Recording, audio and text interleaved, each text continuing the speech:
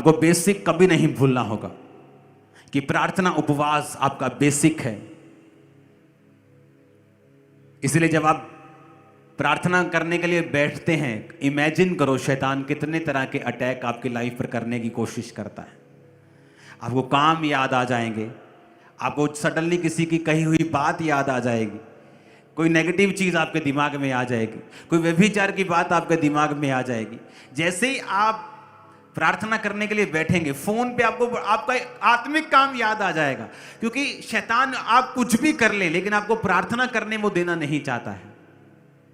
उसे मालूम है कि अगर वो प्रार्थना करेगा वो बलपूर्वक परमेश्वर के राज्य में प्रवेश करेगा। इसलिए वो आपकी प्रेयर लाइफ पर हमेशा अटैक करने की कोशिश करता है, क्योंकि जैसे ही आप प्रेयर करते हैं हेवन में कुछ होता है। उस समय चाहे आपको नजर ना आए, लेकिन हेवनली रियल्म में बड़ी चीजें होती हैं जिन्हें आप इन नंगी आंखों से नहीं समझ सकते हैं।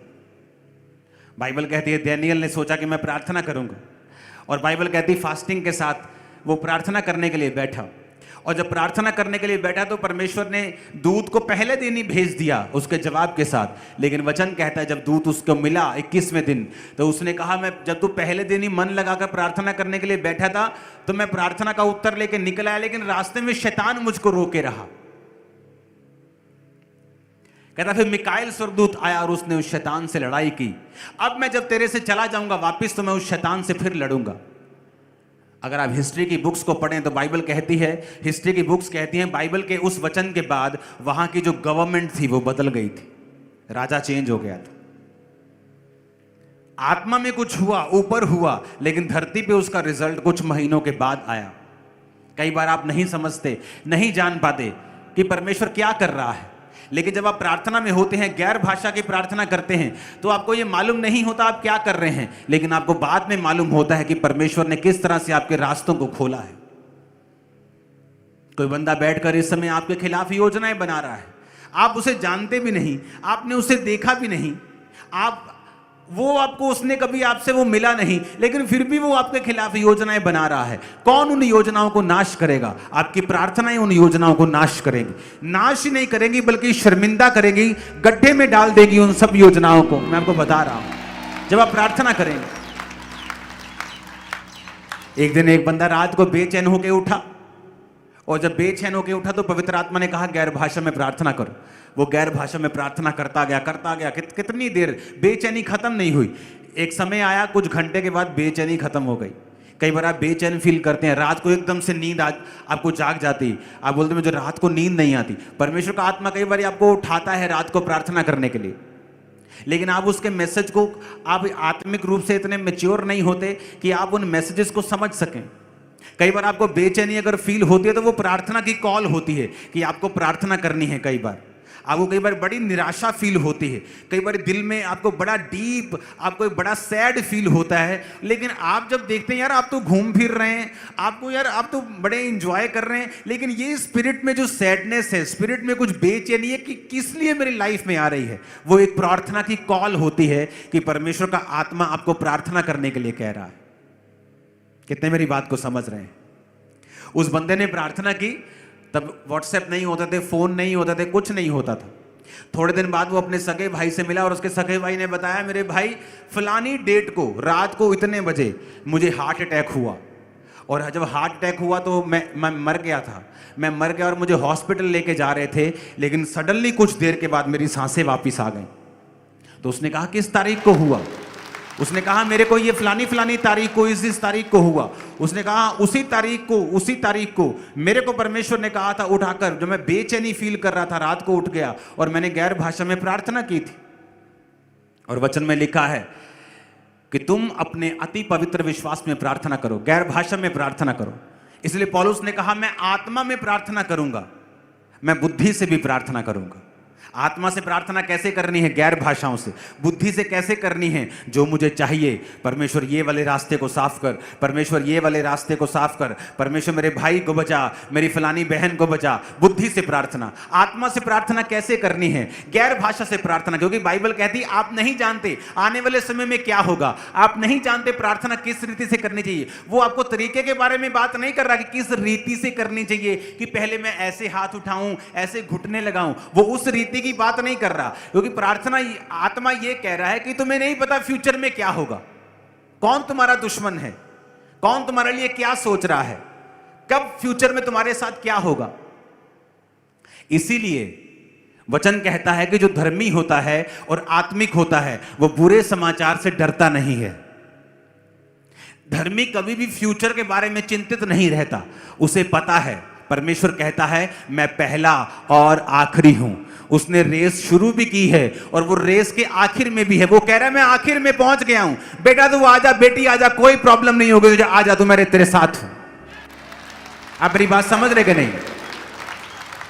आप लुधियाना में हैं मान लीजिए, और लुधियाना से जलंधर आना है, और एक बंदा आपको कह रहा है जलंधर से कि चिंता मत कर, आजा, मैं पार कर चुका हूं।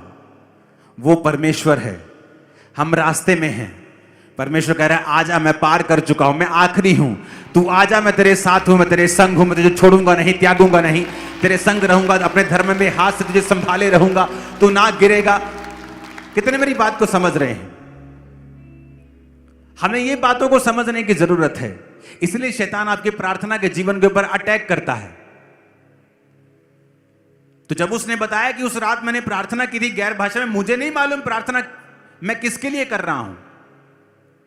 आप प्रार्थना कर रहे हैं, हो सकता है आपके पास्टर के लिए प्रार्थना कर रहे हो, अपने बच्चों के लिए प्रार्थना कर रहे हो, आने वाले किसी बैड न्यूज को कैंसिल करने के लिए प्रार्थना कर रहे हो। और इमेजिन करो आपको आत्मा बेचैन करता है या आपको प्रार्थना करने का अंदर से आपको एक मन होता है, लेकिन आप प्रार्थना नहीं करते। सोचो आने वाले समय में फिर जब वो चीजें होंगी तो हमें मालूम नहीं होगा और हम कहेंगे वो परमेश्वर जी, हम मेरे साथ ऐसा कैसे हो सकता है, मेरे ऊपर ये शैतान ऐसे काम कैसे कर गया, मेरे बच्चे के जीवन में शैतान काम क्यों कर गया, मेरे फलानी जगह के ऊपर शैतान कैसे काम कर सकता है। क्योंकि वो मोमेंट था एक, उस मोमेंट में आपने मिस कर दिया तो शैतान को पता है इसने मिस कर दिया। और इसलिए तो कहा है पवित्र आत्मा तुम्हारा मददगार है। कई बार आप एक जगह पे खड़े हैं और आप कुछ बोलने लगते हैं, परमेश्वर का आत्मा कहता है चुप कर जा, मत बोल।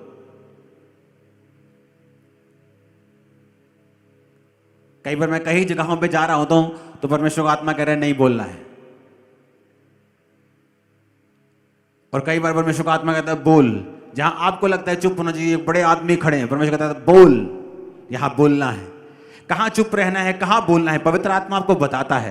प्रार्थना करनी है, पवित्र आत्मा आपको बताता है। जैसे ही आप पवित्र आत्मा की सहायता से प्रार्थना करना शुरू करते हैं, आप फ्यूचर में कई सारी बैड न्यूज को कैंसिल कर लेते हैं, कई सारे रास्तों को ओपन कर देते हैं, कई सारी अपॉर्चुनिटीज आपकी लाइफ में एंटर करती हैं जब आप आत्मा में प्रार्थना करते हैं।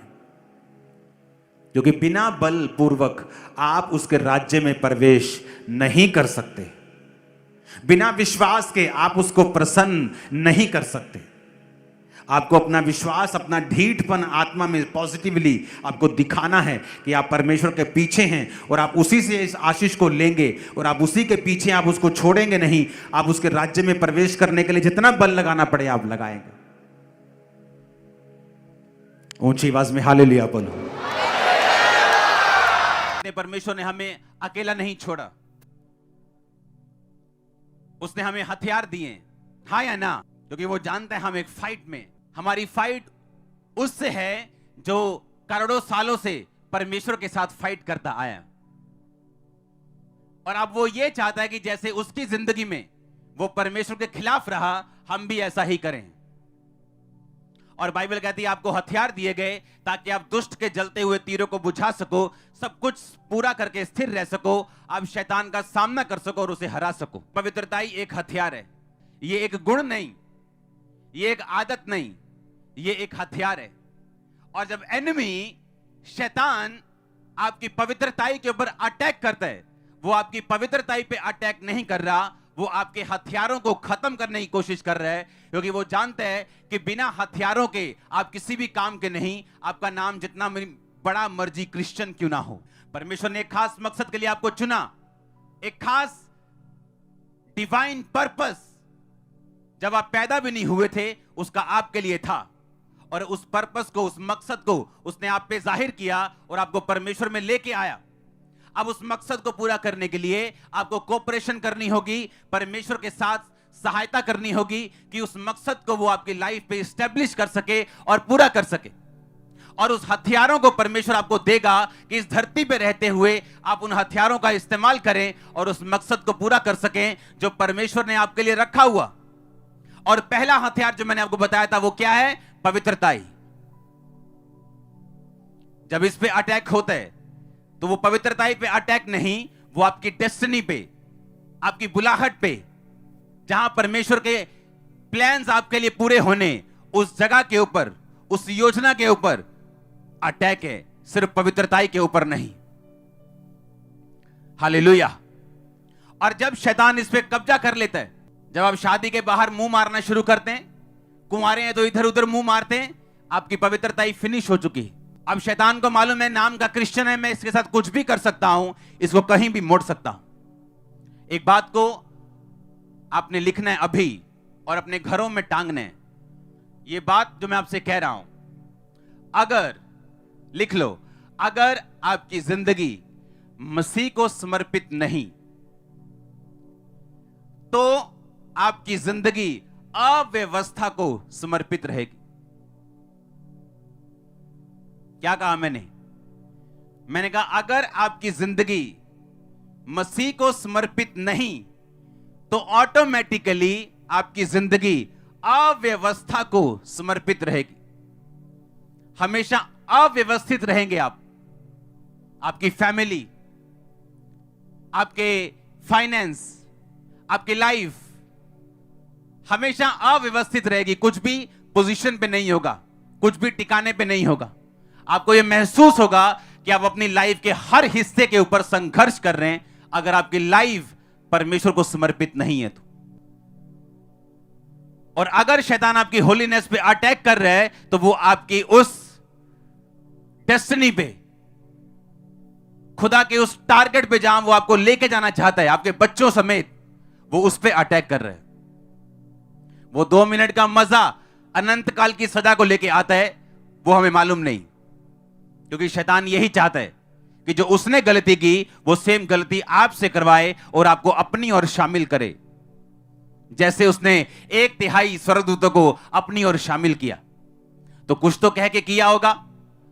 जो स्वर्गदूत परमेश्वर को देखते थे, 10 करोड़ से में से मान लो 3 करोड़ गिर गए, अगर 100 करोड़ थे 33 करोड़ गिर गए। तीसरा हिस्सा बाइबल कहती गिर गया स्वर्गदूतों का। ऐसे कैसे? शैतान के पास कन्विंसिंग पावर रही होगी। कुछ तो उसने कहा होगा दूतों को कि परमेश्वर को देखते देखते भी वो गिर गए। इसका मतलब शैतान के शब्दों में पावर तो नहीं है, नेगेटिव पावर है, चुगली वाली पावर। जैसे कुछ लोगों में चुगली वाली पावर होती, वो लड़ाई कराने में बड़े माहिर होते हैं, वैसे ही शैतान की पावर है। अब सेकंड हथियार जिसकी मैं आज बात आपसे करूंगा, वो आपके लिए बहुत ही जरूरी है। हालेलुया। वो सेकंड हथियार है आप लोगों के लिए ड्राई फास्टिंग, सूखा रोजा रखना। लिख लो, रोजे कई तरह के होते हैं। एक सूखा रोजा, सूखा उपवास, जहां आप पानी नहीं पीते, खाना नहीं खाते और आप परमेश्वर की प्रार्थना में और उसकी उपस्थिति में रहते हैं। जिस तरह एस्तर ने रखा अपनी स्क्रीन के ऊपर, उस वचनों को हम पढ़ेंगे। एस्तर के वचन को निकालेंगे, उसकी 4 उसकी 16 आयत। तू जाकर शूशन के सब यहूदियों को इकट्ठा कर और तुम सब मिलकर मेरे निमित्त उपवास करो। 3 दिन रात ना तो कुछ खाओ ना तो कुछ पियो। मैं भी अपनी सहेलियों सहित उसी रीति उपवास करूंगी। ऐसी ही दशा में मैं नियम के विरुद्ध राजा के पास भीतर जाऊंगी। यदि नाश हो गई तो हो गई। योना नबी की पुस्तक को निकालेंगे, 3 की 5 से 9। तब जब यह समाचार निनवे के राजा के कान में पहुंचा, मैं 6 आयत से पढ़ रहा हूं। उसने सिंहासन पर से उठ अपना राजकीय ओढ़ना उतार कर टाट ओढ़ा राख पर बैठा और राजा के प्रधानों से सम्मति लेकर एक ढिंढोरा पिटवाया क्या मनुष्य, क्या गाय, क्या बैल, क्या भेड़, क्या बकरी या पशु कुछ भी ना खाए, ना पानी पिए?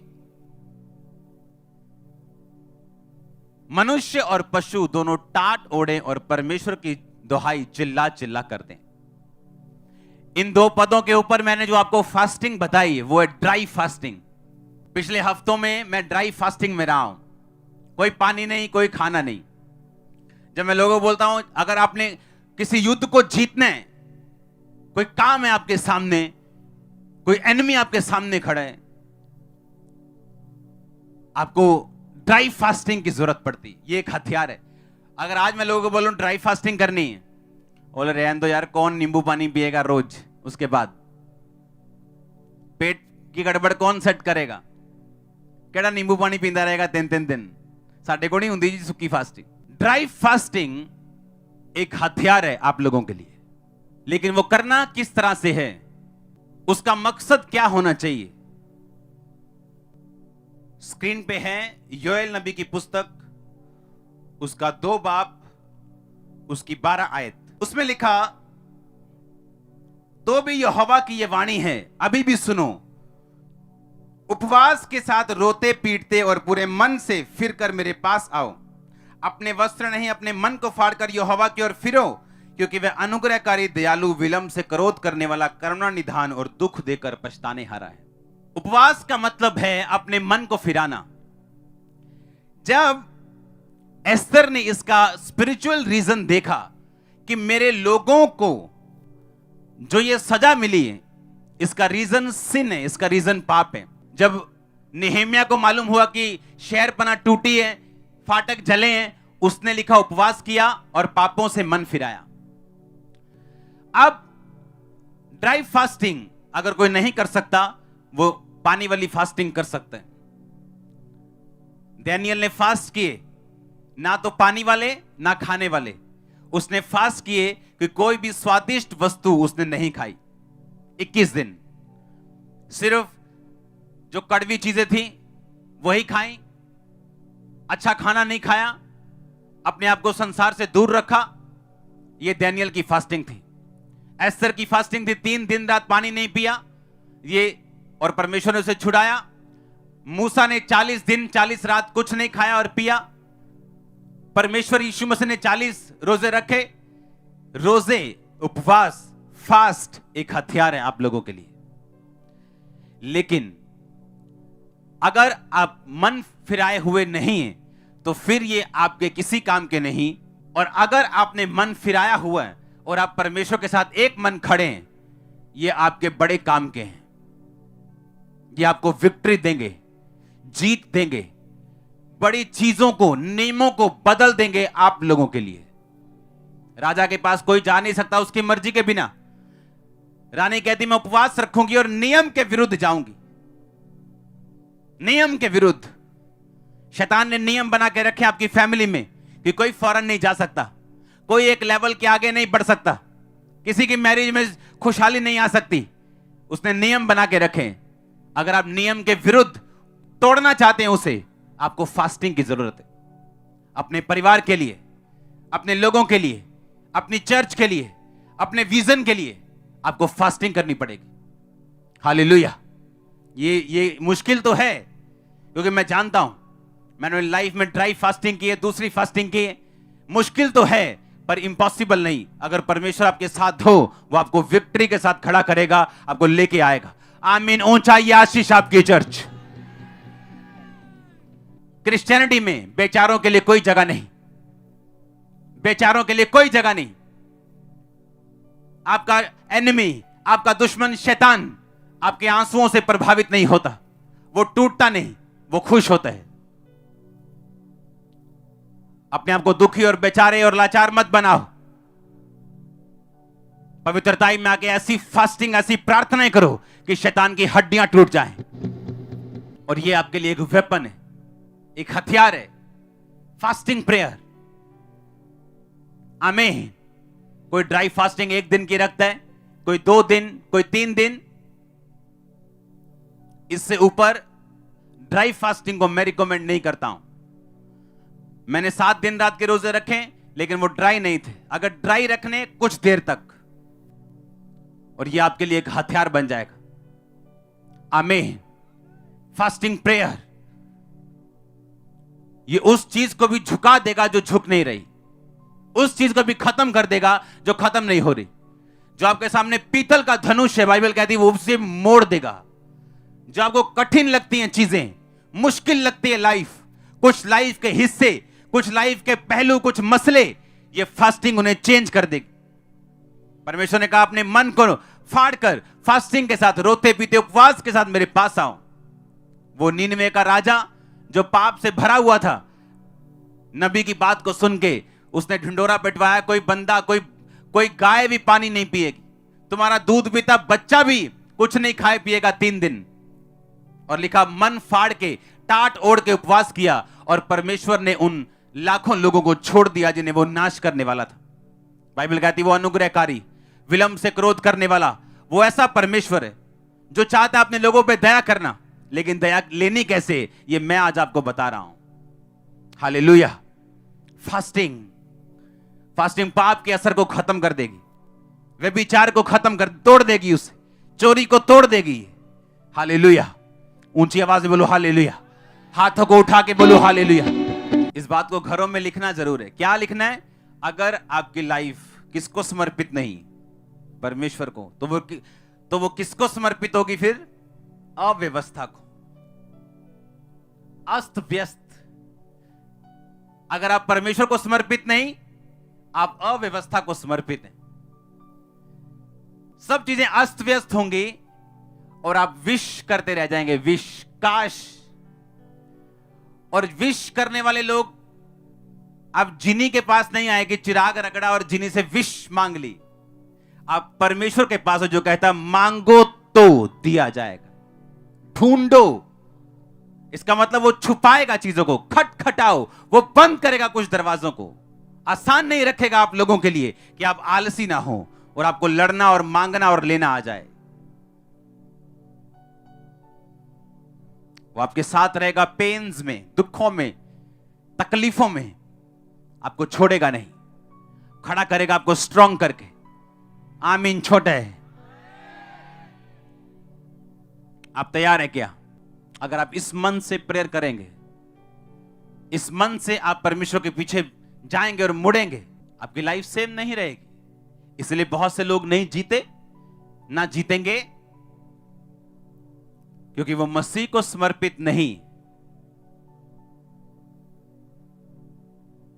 या तो आप मसीह को समर्पित हैं, या व्यभिचार, या चोरी, गाली गलौज, या फोन्स, या इंटरनेट, या फेसबुक, ब्लू मूवीज, या आप मसीह को समर्पित हैं, या आप उनको समर्पित हैं। अगर आप मसीह को समर्पित हैं, आप व्यवस्थित होंगे। टाइम लग सकता है, व्यवस्थित होंगे। आप मसीह को समर्पित नहीं, आप कभी व्यवस्थित नहीं होंगे। आप विश करते रहेंगे, काश मेरा बच्चा, काश मेरी वाइफ, काश मेरा हस्बैंड, काश मेरा पैसा, काश मेरा वीजा। वो काश काश बस आकाश में रह जाएगा, धरती पे कभी आएगा ही नहीं। जबकि आपको राजाओं वाला जीवन जीने के लिए बनाया गया और बुलाया गया परमेश्वर के द्वारा, और वो ऐसा हो सकता है अगर आप कोऑपरेट करें उसके साथ। हालेलुया।